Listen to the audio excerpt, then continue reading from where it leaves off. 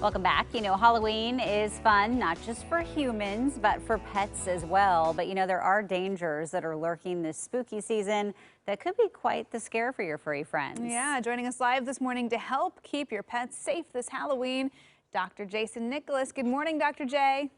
Good morning, all. How are you? Good. Excited to talk Halloween because this is the first year that I get to attempt to dress my dog up in a Oh Halloween boy. costume. I'm sure he'll love it. Yeah, totally. No, he won't. We'll see. But I know, it has become a really fun holiday for pets and costumes. So let's talk a little bit about dogs and costumes there. What can be fun? What risks should people be aware of? All that stuff. Yeah, and some cats and dogs really, they like being dressed up. They're used to it, whether, maybe they wear a jacket out in the rain or something like that. But some dogs and cats don't, and they need to be acclimated to it. So fortunately, we're talking about this well in advance. The things that you really want to be aware of, though, really on no pets do you want to put a mask on them.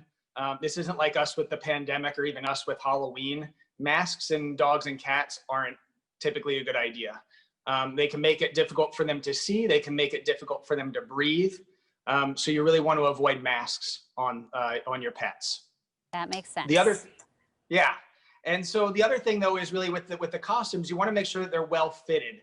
So meaning not too tight to be restrictive, making it difficult for them to breathe or even walk, but also not so loose that they could twist around and maybe trip them up or, otherwise make it difficult for them to walk as well. Mm-hmm. Yeah. I would think that a lot of costumes, especially for dogs too, might look like things that are in their box of toys. If there's like bright colors and wings and different little accessories, like a lot of dogs probably just think like, cool, something new for me to try and eat. Yeah. Exactly. Something for them to chew on. And also be careful what you're putting on your dogs if you have cats, because if you're putting a costume on your dog, maybe that has little dangly bits like bells or, things that are hanging off ribbons and such, you want to be careful because that's just potentially playtime for your cat as well. And you really want to be careful to make sure that none of your pets are going to wind up ingesting part of their costume and then landing themselves in the ER.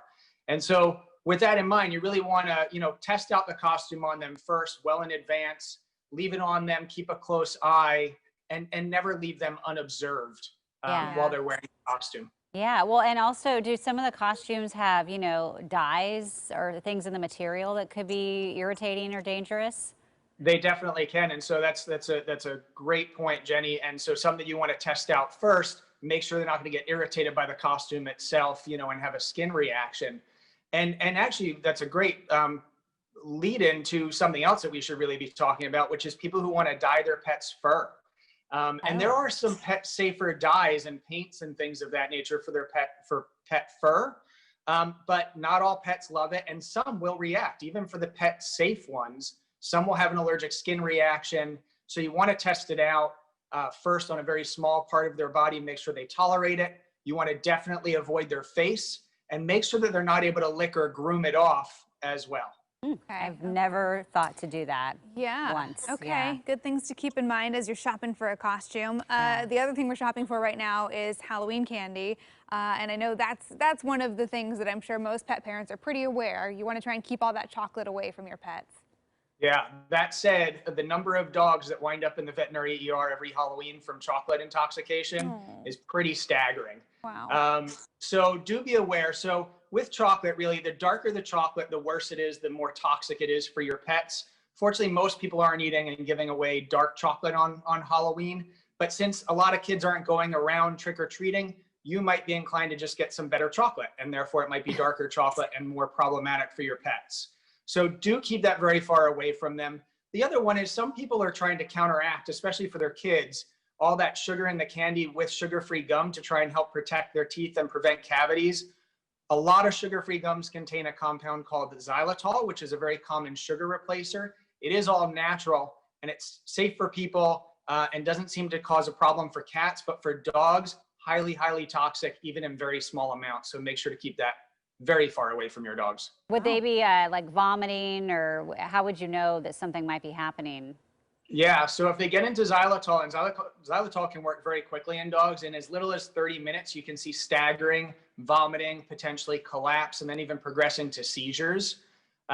So if your dog gets into anything with xylitol, bring them immediately to the veterinary ER if your vet is not open. This stuff is really serious and we don't want to mess around with it. It's definitely not a wait and see type toxicity. Okay, good to know.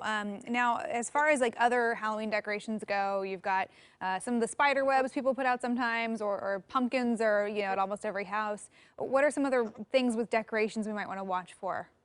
Yeah, so actually my daughters and I just decorated the apartment yesterday with the fake spider web stuff. Yeah. And you do want to be really careful with that because that can cause digestive obstruction in dogs and cats.